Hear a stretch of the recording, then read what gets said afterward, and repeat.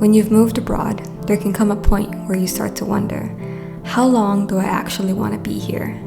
Maybe it's as soon as you finish your degree, or when your visa runs out.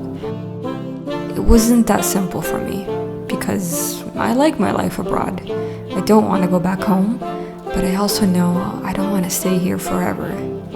So what the hell do you do with that? How do you know when your chapter somewhere is over?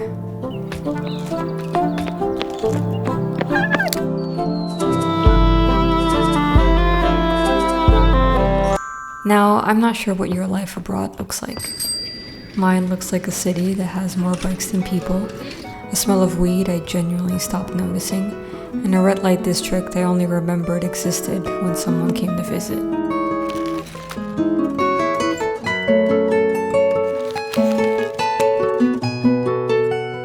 Even though I call Amsterdam home, I can't confidently say that I really belong there. But visits to my old home, Aruba, confirmed that I no longer belonged there either. I felt an ambiguous loss for my hometown. I was grieving something I could technically go back to, yet somehow couldn't, because the life I once had there no longer existed, and neither did the version of me who lived it.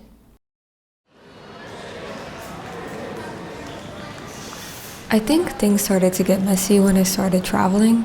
Every new place eventually led to the same thought. Should I just move here? It's like I was falling in love on every first date, just with places instead of people. Oh my gosh. Oh my god. Wake up, man. Wake up, bro.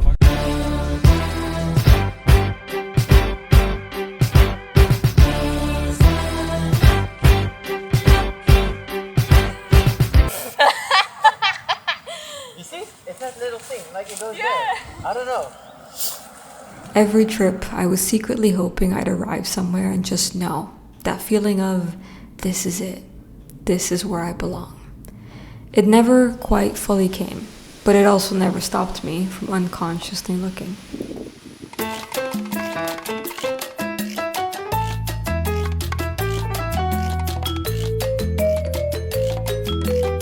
It wasn't until I got to New York that things felt really serious. New York was like that one out-of-reach guy you fall for even though every rational part of you knows you shouldn't. Too intense, too expensive, yet completely impossible to forget. Maybe it really is New York or nowhere.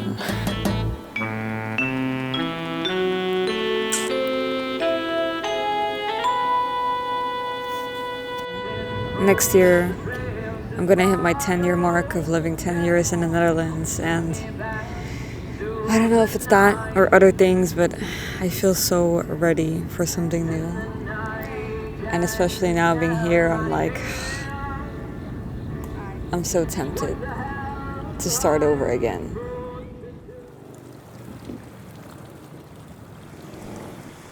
And then I met someone. Here, let me get you. Okay, jump on my back. Get on my shoulders. Here I was, a girl who spent years searching for that one place she belonged, falling for someone who had decided home was wherever he parked the van. I got a taste of what that life was like. Waking up every day and not knowing exactly what the day will bring made me appreciate the beauty of the unknown. It won't always be good, it won't always be sunny, but maybe it was time for me to get lost in the unknown instead of staying safe in a life I've outgrown.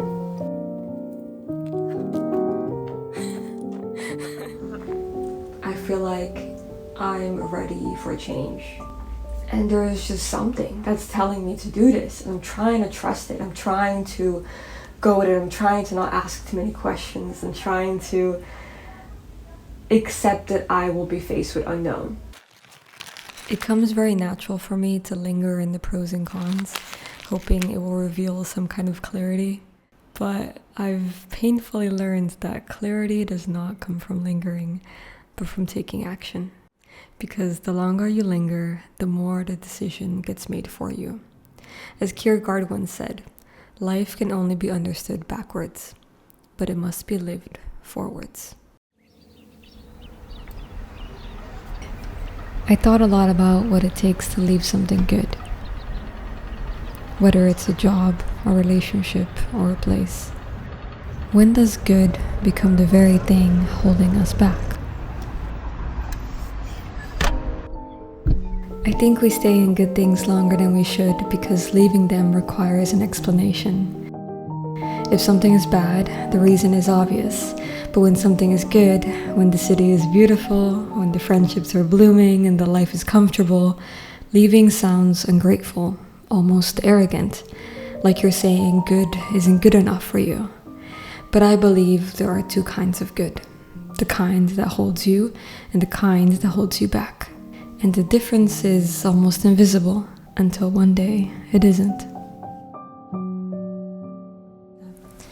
Today is February 27th and I officially handed in my notice. I'm gonna leave Amsterdam. And it's just scary. I think the scariest thing is like, I'm going to Aruba, but Aruba is not even where I want to eventually go. I don't know where I want to go. I just know I need to go somewhere.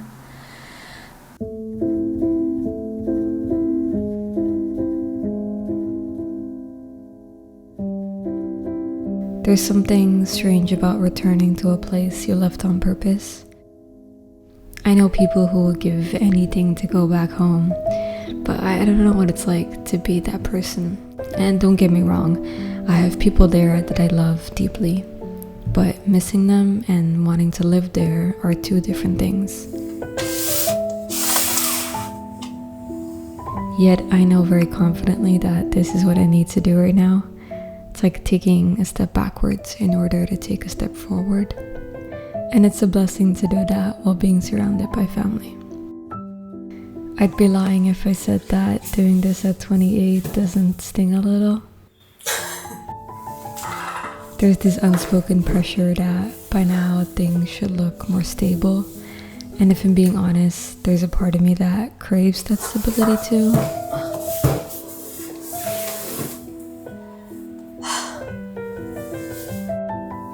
So sometimes this move feels less like a bold decision and more like proof that I still don't know what I want. Okay, now what? But then I think maybe knowing what you don't want is its own kind of clarity.